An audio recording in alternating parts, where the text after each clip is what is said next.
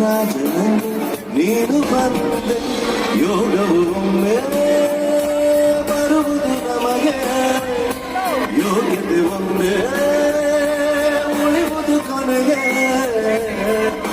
ಸೂರ್ಯನೊಬ್ಬ ಚಂದ್ರನೊಬ್ಬ ರಾಜನು ಒಬ್ಬ. ಎಲ್ಲರಿಗೂ ನಮಸ್ಕಾರ. ಅಭಿನಯ ಮಾಡ್ಬೋದು, ಡೈಲಾಗ್ ಬೇಕಾದ್ರೆ ಹೇಳ್ಬೋದು. ನಮ್ಮ ಬಾಸ್ ಕೂತಾಗ ಮಾತಾಡೋದು ತುಂಬಾ ಕಷ್ಟ.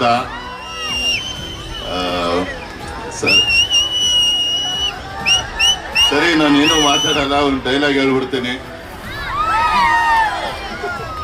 ಬರೀ ಒಂದ್ ಬಾಕ್ಸ್ ರಕ್ತ ನೋಡಿನೇ ಇಷ್ಟೊಂದು ಹೆದರ್ತಾ ಇದೆಯಾ ಅಂದ್ರೆ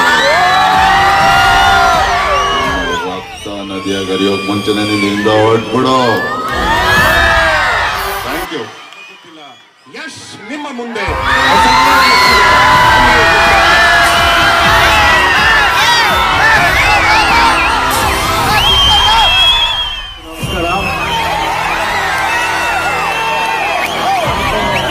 ವೇದಿಕೆ ಮೇಲಿರೋ ಎಲ್ಲ ಗಣ್ಯರಿಗೂ ನಮಸ್ಕಾರ. ತುಂಬಾ ಖುಷಿಯಾಗುತ್ತೆ ಇಂಥ ಕಾರ್ಯಕ್ರಮಕ್ಕೆ ಬರೋದಕ್ಕೆ. ಯಾಕಂದ್ರೆ ನಾನು ಎಷ್ಟೋ ಸಲ ಹೊರಗಡೆ ದೇಶಕ್ಕೆ ಹೋದಾಗ ಅಲ್ಲಿ ಜನರ ಲೈಫ್ ಸ್ಟೈಲ್ ನೋಡಿದಾಗ ಅನ್ಸುತ್ತೆ ಒಳಗೆಲ್ಲೋ ಒಂದು ಕೊರಕಾಡುತ್ತೆ. ತುಂಬಾ ಡಿಫ್ರೆನ್ಸ್ ಏನಿರಲ್ಲ, ನಮಗೂ ಅವ್ರಿಗೂ ನೋಡಿದಾಗ ಸಣ್ಣ ವ್ಯತ್ಯಾಸ ಮಾತ್ರ ಇರುತ್ತೆ ಲೈಫಲ್ಲೇ ಅಷ್ಟೇ. ಈ ಗೆಲ್ಲೋ ಕುದುರೆಗೂ ಸೆಕೆಂಡ್ ಇರೋ ಕುದುರೆಗೂ ಡಿಫ್ರೆನ್ಸ್ ನೋಡಿದ್ರೆ ಬರೀ ಫೋಟೋ ಫ್ಲಾಶ್ ಅಂತೆ. ಒಂದು ಫೋಟೋ ಫ್ಲಾಶ್ ಅಲ್ಲಿ ಒಂದ್ ಸ್ವಲ್ಪ ಮುಂಚೆ ಗೆಲ್ಲೋ ಕುದುರೆ ಇರುತ್ತೆ, ಅದ್ರ ನೆಕ್ಸ್ಟ್ ಸೋಲೋ ಕುದುರೆ ಇರುತ್ತೆ. ಆ ಸೆಕೆಂಡ್ ಬರೋ ಕುದುರೆ ವೇಸ್ಟ್ ಅಂತಲ್ಲ, ಆ ಫಸ್ಟ್ ಓಡಿದ ಕುದುರೆ ಇನ್ನೊಂಚೂರು ಏನೋ ಚೆನ್ನಾಗಿರುತ್ತೆ ಅಂತಷ್ಟೇ. ಹಂಗೇನೆ ಬೇರೆ ದೇಶಗಳಲ್ಲಿ ನೋಡಿದಾಗ ಅವರೇನೋ ತುಂಬಾ ಇಂಪ್ರೂವ್ ಆಗ್ಬಿಟ್ಟಿದ್ದಾರೆ, ನಮ್ ದೇಶ ಹಿಂದುಳಿದಿದೆ ಅಂತ ನಾವು ಅನ್ಕೋಬಾರ್ದು. ಸ್ವಲ್ಪ ಎಲ್ಲೋ ಒಂದ್ ಸಣ್ಣ ತಪ್ಪುಗಳು ನಮ್ಮಲ್ಲಿ ಇರುತ್ತೆ, ಅದನ್ನ ಸರಿಪಡಿಸ್ಕೋಬೇಕು ಅಂತ ಅನ್ಕೋಬೇಕು. ಅದ್ರಲ್ಲಿ ಮುಖ್ಯವಾಗಿ ನನಗೆ ಕಾಣಿಸ್ತಿದ್ದು ನಮ್ಮ ಪರಿಸರ ಸುತ್ತಮುತ್ತ ನಮ್ಮ ಈ ಸರೌಂಡಿಂಗ್ಸ್ ಹೆಂಗ್ ಇಟ್ಕೋಬೇಕು, ಜನಗಳ ಲೈಫ್ ಸ್ಟೈಲ್ ಹೆಂಗ್ ಬೆಟರ್ ಮಾಡಬೇಕು. ಆ ವಿಷಯದಲ್ಲಿ ಪಾರ್ಕ್ ಆಗ್ಬೋದು. ಬೆಳಗ್ಗೆ ಎದ್ದ ತಕ್ಷಣ ಒಬ್ಬ ಮನುಷ್ಯ ಎದ್ದು ವಾಕಿಂಗ್ ಹೋಗ್ಬೇಕು, ಒಂದ್ ಫ್ರೆಶ್ನೆಸ್ ಇರುತ್ತೆ ಮೈಂಡ್. ಅಥವಾ ಒಂದು ನೆಮ್ಮದಿಯಾಗಿ ಜನ ಕೂತ್ಕೊಂಡು ಒಂದ್ ಸ್ವಲ್ಪ ಹೊತ್ತು ಮಾತಾಡ್ಬೇಕು, ಮಕ್ಕಳು ಆಟ ಆಡ್ಬೇಕು.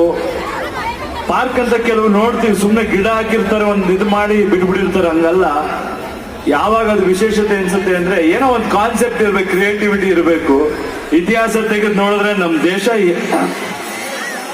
ಎಲ್ಲ ರೀತಿ ಅಡ್ವಾನ್ಸ್ ಇದ್ದಂತ ದೇಶ, ಪ್ಲಸ್ ಎಲ್ಲಾ ಫೀಲ್ಡ್ ಅಲ್ಲಿ ಹೊಸ ಹೊಸ ಕಾನ್ಸೆಪ್ಟ್ ಕೊಟ್ಟಂತ ದೇಶ. ಈಗ ಹೆಂಗಾಗಿದೆ ಅಂದ್ರೆ ನಾರ್ಮಲ್ ಆಗಿ ಬದುಕೋದಕ್ಕೆ ನಾರ್ಮಲ್ ಆಗಿ ಒಂದು ರೋಡ್ ಮಾಡ್ಬಿಟ್ರೆ ಸಾಕು, ಒಂದ್ ಲೈಟ್ ಕಂಬ ಹಾಕ್ಬಿಟ್ರೆ ಸಾಕು, ಅಷ್ಟೇ ಸಾಕು ಅಂತ ಯೋಚನೆ ಮಾಡೋರ್ ನಡುವೆ ಈ ತರ ಒಂದು ಕಾನ್ಸೆಪ್ಟ್ ಇಟ್ಕೊಂಡು ಒಂದು ವಿಶೇಷವಾದ ಪಾರ್ಕ್ ಮಾಡಿದರೆ ನಿಜವಾಗ್ಲೂ ಅಭಿನಂದನೆ ಸಲ್ಲಿಸಲೇಬೇಕು ಮೋಹನ್ ರಾಜ್ ಅವ್ರಿಗೂ ಮತ್ತು ಸತೀಶ್ ರೆಡ್ಡಿ ಅವ್ರಿಗೂ.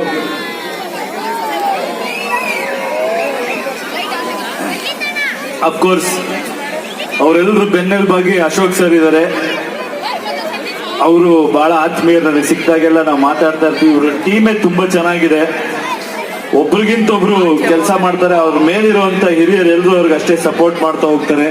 ನಿಮ್ ಏರಿಯಾಗೆ ಇವರೆಲ್ಲ ಬಹಳ ಒಳ್ಳೆ ಕೆಲಸ ಮಾಡ್ತಾರೆ, ನಾನು ಗಮನಿಸಿದೀನಿ. ಇದೇ ಕೆಲಸಗಳು ಅವ್ರು ಮಾಡ್ಲಿ. ಬಟ್ ಪಾರ್ಕ್ಗಳೇನೋ ಮಾಡ್ಬೋದು ಅಥವಾ ವಿಶಿಷ್ಟವಾದ ಇದ್ರದ ಕೆಲಸಗಳು ಮಾಡ್ಬೋದು. ಎಲ್ಲಿ ನಾವೆಲ್ಲ ಲ್ಯಾಕಿಂಗ್ ಇರೋದಂದ್ರೆ ಅದನ್ನ ಮೇಂಟೈನ್ ಮಾಡೋದ್ರಿಂದ. ಮಾಡಿದಾಗೆಲ್ಲ ತುಂಬಾ ಚೆನ್ನಾಗಿರುತ್ತೆ, ಬಟ್ ಸ್ವಲ್ಪ ದಿನ ಬಿಟ್ಟು ನೋಡಿದ್ರೆ ಅದು ಕಂಪ್ಲೀಟ್ ಹಾಳಾಗಿ ಹೋಗಿರುತ್ತೆ. ಅದಕ್ಕೆ ಒಂದಲ್ಲ ಸಿಕ್ಕಾಪಟ್ಟೆ ಉದಾಹರಣೆ ಕೊಡ್ಬೋದು. ಪಬ್ಲಿಕ್ ಟಾಯ್ಲೆಟ್ಸ್ ಆಗ್ಬೋದು, ಅಥವಾ ಗವರ್ಮೆಂಟ್ ಇಂದ ಕೊಡೋ ಫೆಸಿಲಿಟಿಗಳಾಗ್ಬೋದು, ಒಳ್ಳೆ ಟ್ರೈನ್ಗಳಾಗ್ಬೋದು. ಎಲ್ಲ ಒಂದು ನ್ಯೂಸ್ ಅಲ್ಲಿ ನೋಡ್ತಾ ಇದೆ, ಒಂದು ಅದ್ಭುತವಾದ ಟ್ರೈನ್ ಬಿಟ್ರು, ಸ್ವಲ್ಪ ದಿನಕ್ಕೆ ಸೀಟ್ ಎಲ್ಲ ಕುಯ್ದು ಟಿವಿ ಎಲ್ಲ ಕಿತ್ಕೊಂಡು ಅಲ್ಲಿ ಏನೇನಿತ್ತು ಎಲ್ಲ ಹಾಳು ಮಾಡಿದ್ರು. ನಮ್ಮ ತಪ್ಪು ನಾವು ಸರಿಪಡಿಸ್ಕೋಬೇಕು. ನಮ್ಮ ಆಸ್ತಿ ಇದು, ನಮ್ಮ ಜಾಗ ಅಂತ ನಾವು ಯಾವಾಗ ಫೀಲ್ ಮಾಡ್ತೀವೋ ಅವಾಗ್ಲೇ ನಾವು ಆ ಜಾಗ ಚೆನ್ನಾಗಿ ಇಟ್ಕೊಳ್ಳೋದಕ್ಕೆ ಸಾಧ್ಯ. ಸೊ ಮೊದಲು ನಿಮ್ಮ ಏರಿಯಾದವ್ರು ಎಲ್ರಿಗೂ ನಾನು ರಿಕ್ವೆಸ್ಟ್ ಮಾಡ್ತೀನಿ, ನಿಮ್ ಮನೆ ಹೆಂಗ್ ನೋಡ್ಕೋತಿರೋ ಅದಕ್ಕಿಂತ ಚೆನ್ನಾಗಿ ಪಾರ್ಕ್ ನೋಡ್ಕೊಳ್ಳಿ. ಯಾಕಂದ್ರೆ ಅದ್ಭುತವಾದ ಪಾರ್ಕ್ ಮಾಡಿದ್ದಾರೆ. ಇನ್ನು 10 ವರ್ಷ ಆದ್ರೂ ಹಿಂಗೆ ಇರಬೇಕು, 20 ವರ್ಷ ಆದ್ರೂ ಹಿಂಗೆ ಇರಬೇಕು. ಇದು ನಿಮ್ ಜವಾಬ್ದಾರಿ.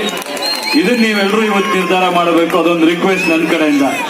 ನನಗೊಂದು ಆಸೆ, ಇದೆಲ್ಲ ಒಂದು ಪಾರ್ಕ್ಗಳಲ್ಲಿ ಇದು ಮಾಡ್ಬೇಕು, ಬರಬೇಕು ಅಂತ. ಸೊ ಯಾವ್ದಾದ್ರು ಒಂದಿನ ನಿಮ್ಗೆ ಯಾರಿಗೂ ಗೊತ್ತಿಲ್ದಂಗೆ ಮುಖವಾಡ ಹಾಕೊಂಡಾದ್ರೂ ಸರಿ ಬಂದು ಪಾರ್ಕ್ ನೋಡ್ಕೊಂಡು ಹೋಗ್ತೀನಿ. ಯಾವತ್ತೂ ಗೊತ್ತಿಲ್ಲ, ಸರ್ಪ್ರೈಸ್ ಆಗಿಟ್ಟಿರ್ತೀನಿ, ವೆಯ್ಟ್ ಮಾಡ್ತಾ ಇರಿ. ಯಾವುದು KGF? ಇವತ್ತು ಸಂದರ್ಭ ಚೆನ್ನಾಗಿದೆ.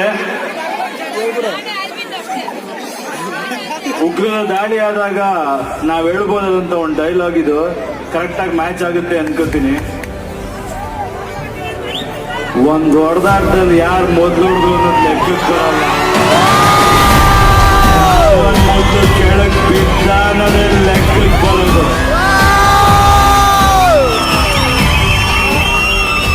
ಪಠಾನ್ ಯಾರು 10 ಜನ ನೋಡು ಜಾನ್ ಆದವನು ಅಲ್ಲ ಕಣ. ನಾನು ಹೊಡೆದಿರೋ 10 ಜನನೂ ಟಾನೆ. ಕರೆಕ್ಟ್ ಕಣ. ಜೀವನದಲ್ಲಿ ಭಯ ಇರಬೇಕು, ಭಯ ಗುಂಡಿಗೆಯಲ್ಲಿರ್ಬೇಕು. ಆದ್ರೆ ಆ ಗುಂಡಿಗೆ ನಮ್ದಲ್ಲ, ನಮ್ ಎದುರುಗಡೆ ಇರೋದಾಗಿರ್ಬೇಕು.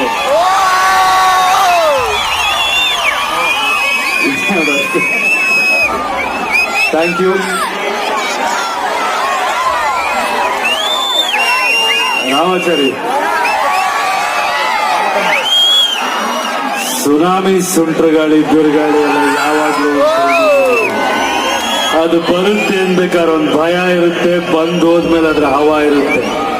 ನಾನ್ ಬರೋವರೆಗೂ ಮಾತ್ರ ಬೇರೆ ಹವ, ಬಂದ ಮೇಲೆ. ಜೈ ಹಿಂದ್.